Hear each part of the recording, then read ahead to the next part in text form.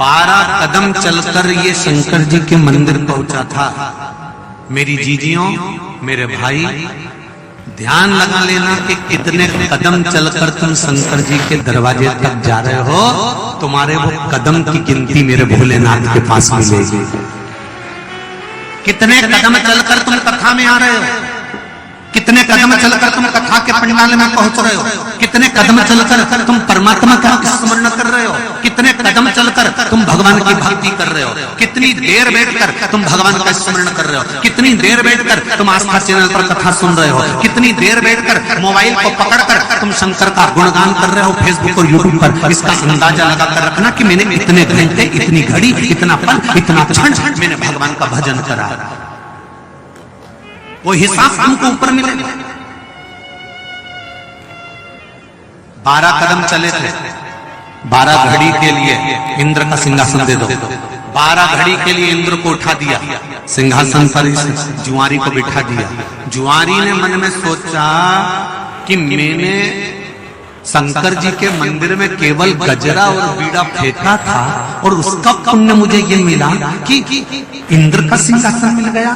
12 घड़ी मिली है ना, इस 12 घड़ी में तो मैं इतना दान कर दूंगा कि छोड़ूंगा ही नहीं। और इंद्र के सिंहासन पर बैठते से ताली बजाई, अप्सरा आई, दान कर दी, ऐरावत आया, दान कर दिया, सोना चांदी हीरा पन्ना जिस सिंहासन पर बैठे थे इंद्र का वो भी दान कर दिया, जिस कपड़े को पहने थे वो भी दान कर दिया, सारी दुनिया का सामान पूरे इंद्र के पास में जितना राजसी ठाट था सब दान कर दिया। और दान करने के बाद 12 घड़ी पूरी हुई, इंद्र आकर अपनी कुर्सी पर बैठने लगा। तो जैसे कुर्सी पर बैठा, बैठते से उसने ताली बजाई, ना अप्सर आई, फिर ताली बजाई, ऐरावत भी नहीं आया, फिर उसने ताली बजाई, कोई सेवा करने वाला नहीं आया। इंद्र ने पूछा ये क्या हो गया? तो द्वारपालों ने कहा जो पहले इंद्र बनकर बैठा था उसने सब लुटा दिया, सब दे दिया। इंद्र को क्रोध आया, रोते रोते भगवान विष्णु के पास गए, नारायण नारायण नारायण। भगवान ने पूछा क्या हुआ? अरे ना जाने किसको, ना जाने कौन जुआरी को सिंहासन पर बिठा दिया था, 12 घड़ी के लिए बैठा था, सब बर्बाद कर दिया, सब बर्बाद कर दिया, उसने सब लुटा दिया। भगवान विष्णु ने कहा इंद्र जो तू इतने सालों में नहीं कर पाया वो 12 घड़ी में कर निकल गया। तू जो इतने सालों में नहीं कर पाया वो 12 घड़ी के अंदर कर निकल गया। भगवान विष्णु दौड़ कर आए और जुआरी के सामने जाकर खड़े हो गए। भगवान विष्णु ने कहा जुआरी तूने इतना दान करा, इतना दान करा, मेरा मन करता है एक बार तेरे दरवाजे पर मैं भी भिक्षा मांगने के लिए आऊं। मेरा मन करता है तेरे दरवाजे पर भिक्षा मांगने आऊं। जा, अगला जन्म तू मृत्यु लोक में तूने दान बहुत करा है, इसलिए तू राजा बलि होगा और मेरे राजभवन के पास में आकर इंद्र के सिंहासन पर बैठकर दान करा है। तो ये नारायण तेरे दरवाजे पर भिक्षा मांगने के लिए खड़ा होगा, मैं खुद आऊंगा। अगर तुम्हारे दरवाजे पर कोई भिक्षा मांगने आ रहा है, कोई पानी मांग रहा है पीने के लिए, कोई अन्न मांग रहा है खाने के लिए, कोई कुछ प्राप्त करना चाहता है, तो आप किस्मत वाले हो, भाग्यशाली हो कि भगवान ने आपको चुना और किसी कारण से चुना। जब राजा बलि के दरवाजे पर वामन भगवान भिक्षा मांगने के लिए गए, आवाज लगाई, अलख जगाया, अलख जगाया, तब राजा बलि तुरंत उसी समय पर आया। कहा बोलिए महाराज जी क्या चाहिए? 3 पग भूमि।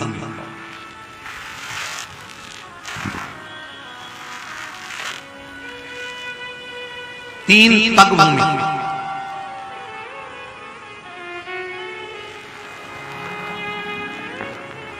3 पग ही क्यों? वामन पुराण कहती है ये 3 पग भूमि नहीं है, राष्ट्र की इस भूमि पृथ्वी माता पर 3 पग भूमि नहीं, 3 पवित्र नदियों का प्रागट्य करना था मेरे वामन भगवान को, इसलिए 3 पग भूमि मांगी। 3 पवित्र नदियां वामन अवतार के समय पर प्रकट हुई थी।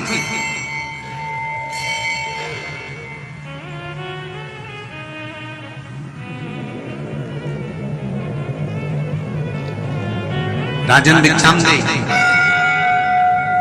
क्या चाहिए महाराज? 3 पग भूमि। राजा बलि ने कहा 3 पग भूमि में तो तुम सही से सो नहीं सकते, बैठ नहीं सकते, 3 पग भूमि में गाय नहीं बांध सकते, 3 पग भूमि का तुम करोगे क्या? बामन भगवान ने कहा तेरा काम है देना, मेरा काम है लेना। ये नहीं सोचना कि मैं करूंगा क्या।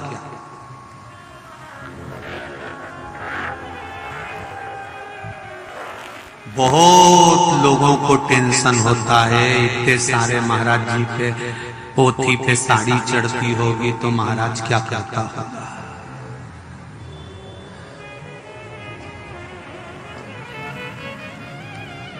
महाराज जी के पास इतने सारे शॉल आते होंगे तो महाराज जी क्या करते हो।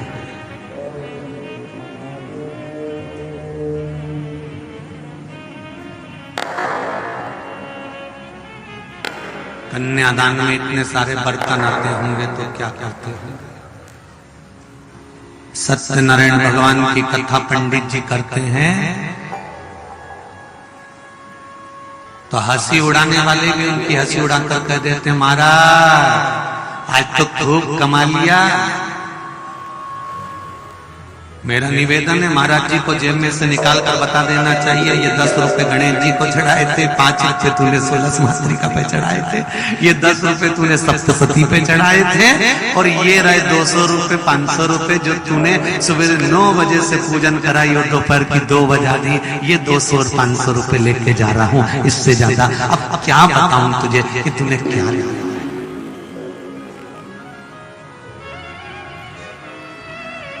क्या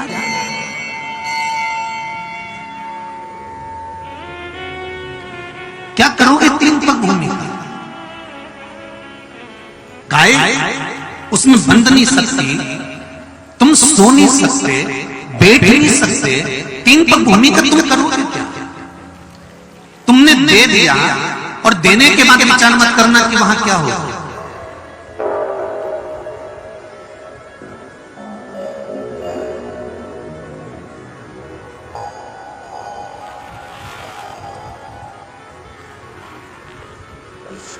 अब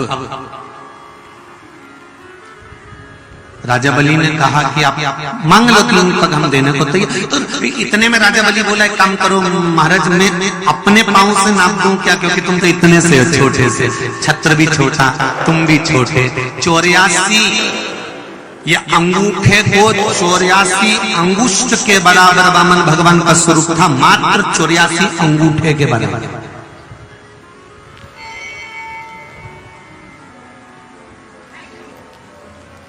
चौरासी अंगूठे को नाप लो, 84 अंगूठे के बराबर वामन भगवान बनकर आए थे।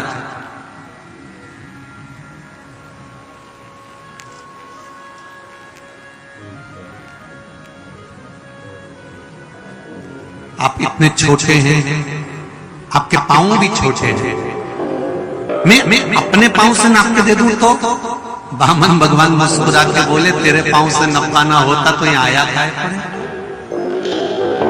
मुझे तो अपने पांव से नापना है। तो फिर वामन भगवान से कहा कि ये काम करो तुम और भी कुछ मांग लो। इतने में वामन भगवान ने मन में सोचा कि जो मांग रहा हूं वो ही निकल जाए उतना ही तो ही बहुत है।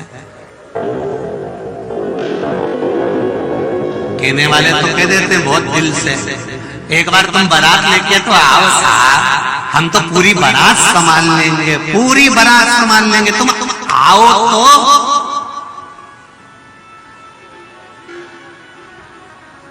और जिसने किया ना बारात लेके आओ और वो बारात लेकर चले भी गया 100-200 लोगों को, तो मालूम पड़े कहीं बाथरूम में पानी नहीं आ रहा है, तो कहीं चाय नहीं आ रही है, तो कहीं सामान नहीं आ रहा है, तो तुमने तो क्या सब लेके पदार्थ कहना बहुत सरल है, कहना बहुत सरल। लाओ ठीक है, संकल्प छोड़ो, मैं आपको 3 पग भूमि देता हूं। संकल्प हाँ, वामन भगवान से राजा बलि ने कहा आपके कमंडल में जल है, उसमें से निकाल लो। वामन भगवान कहते हैं अगर मेरे कमंडल का जल लेकर संकल्प छोड़ेगा तो वो संकल्प किस काम का? जल तो मेरा और संकल्प तेरा, तो ये संकल्प किसी काम का नहीं। अंदर से लाओ। शुक्राचार्य जी का कमंडल लेकर आए, उस कमंडल में शुक्राचार्य जी बैठ गए, एक आंख लगाकर देखने लगे, उसमें कुत्सा की एक तीली डाली, शुक्राचार्य जी की एक आंख चली गई और एक आंख से शुक्राचार्य जी देखे, राजा बलि को श्राप दिया, वहां से गए। ये सब आपने श्रीमद् भागवत में सुन रखा। जो शिव महापुराण की कथा चल रही है, हमें वहां पहुंचना इस कथा के माध्यम से।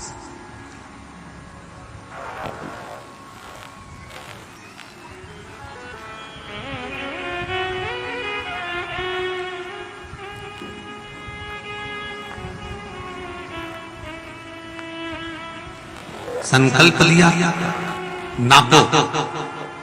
वामन भगवान ने संकल्प लेते से ही पृथ्वी नापना प्रारंभ करा। अब जाओ शिव महापुराण। पृथ्वी नापी एक में, दूजे में आकाश। एक चरण वामन भगवान ने उठाया, नापने के लिए जैसे उठाया, पताल में वो चरण चले गया और पताल में से चरण उठकर आकाश की ओर जाने लगा। जैसे ही पताल में चरण गया, वामन भगवान के अंगूठे से पताल की भूमि खरोच गई। खरोचने से एक जल की धार निकली जो कालिंदगिरी पर्वत पर चली गई। कालिंदगिरी पर्वत पर से वो धार नीचे आई तो कालिंदी कहलाई, उसी का नाम यमुना हो गया। ये पृथ्वी की सबसे पहली नदी है यमुना।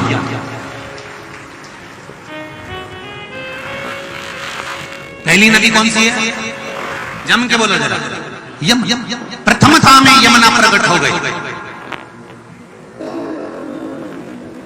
और भगवान ने जब दूसरा चरण उठाया, आकाश में चरण गया तो ब्रह्मा और ब्रह्माणी दोनों विराजमान थे। ब्रह्मा जी ने देखा भगवान का चरण आया, ब्रह्मा जी ने तुरंत अपने कमंडल में से जल लेकर भगवान के चरण को पखाड़ा। भगवान के चरणों पर जैसे ही जल डाला तो वो जल पृथ्वी पर जाता। तो ब्रह्माणी बैठी थी पास में, ब्रह्माणी ने अपना कमंडल लगा लिया। उस कमंडल में ब्रह्मा जी के द्वारा धुलाए गए चरण का जल ब्रह्माणी ने अपने कमंडल में झेल लिया और ब्रह्माणी ने अपने पास रखा।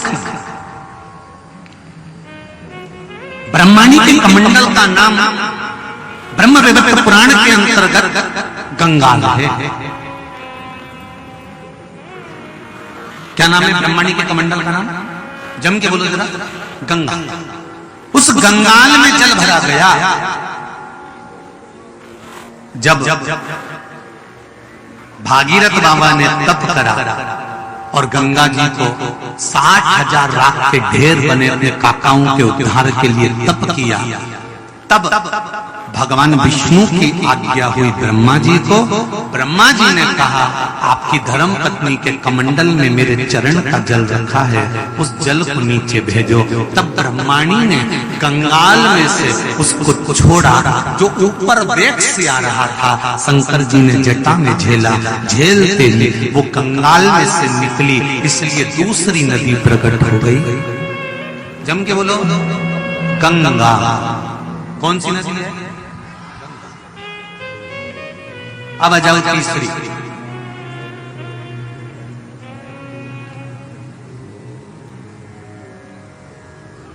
ब्रह्माणी जी ने ब्रह्मा जी से कहा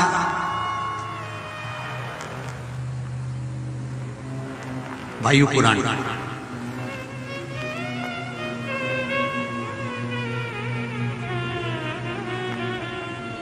वामन पुराण, ब्रह्म वैवर्त पुराण,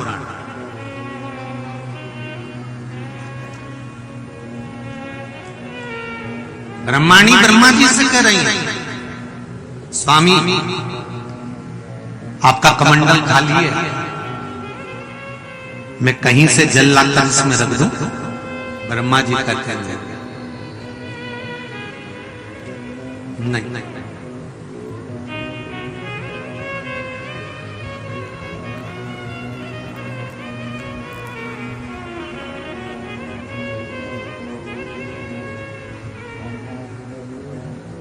अपना खुद का या किसी के माध्यम से दिया हुआ हम रखें तो श्रेष्ठ। एक बात आप लोगों को कही थी, किस किस के स्मरण में है वो बात? कि दिवाली पर आपके घर का दीप आपके ओटले पर लगना चाहिए। जब आपके घर के दिए बच्चे पटाखे छोड़ते छोड़ते ठंडे हो जाते हैं, दिए उनकी बत्ती चली जाती है या तेल खत्म हो जाता है, तो बच्चे दूसरे के ओटले के दिए उठाकर अपने दरवाजे पर रख लेते हैं। किस किसने सुना था वो कथा जो हमने कही थी? सुनी थी ना सबने? उसका दोष बताया था,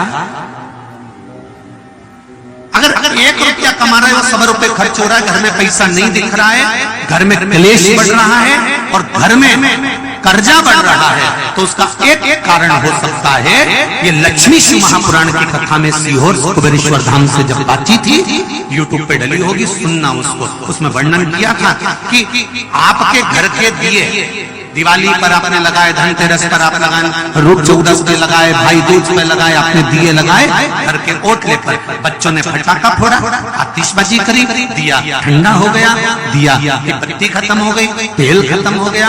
बच्चे क्या करते हैं, दूसरे के ओटले पर से, छोटे छोटे तो है, उनको मालूम तो है, छोटे छोटे बच्चे दूसरे के ओटले पर जाते हैं, मित्र के साथ पटाखा फोड़ने जाते हैं और उसके ओटले का दिया उठाकर अपने ओटले पर रख लेते हैं, जिससे साल लक्ष्मी टिकती नहीं है और कर्जा बढ़ते चले जाता है, धन दिखता नहीं है और अव्यवस्था होने लगती है। उसका कारण हमें पता है।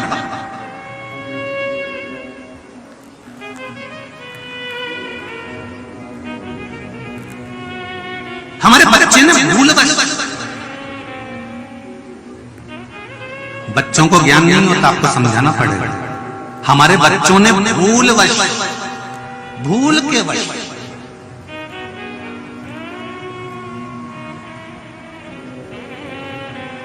किसी दूसरे के दरवाजे से दिया उठा लिया बिना पूछे, तो वो चोरी कहलाएगी कि नहीं कहलाएगी? जम के बोले, बिना पूछे तुम्हारा कोई मोबाइल उठा ले तो चोरी कहलाएगी कि नहीं कहलाएगी? बिना पूछे तुम्हारा कोई बैग उठा ले, चोरी कहलाएगी कि नहीं कहलाएगी? बिना पूछे।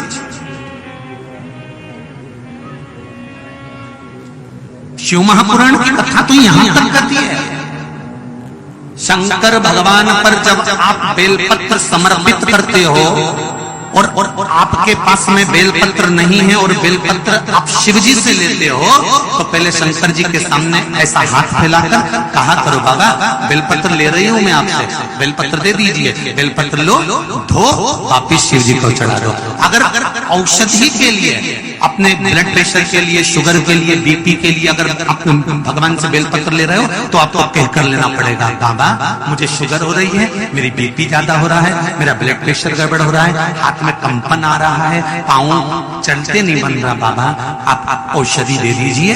बाबा से कहकर शंकर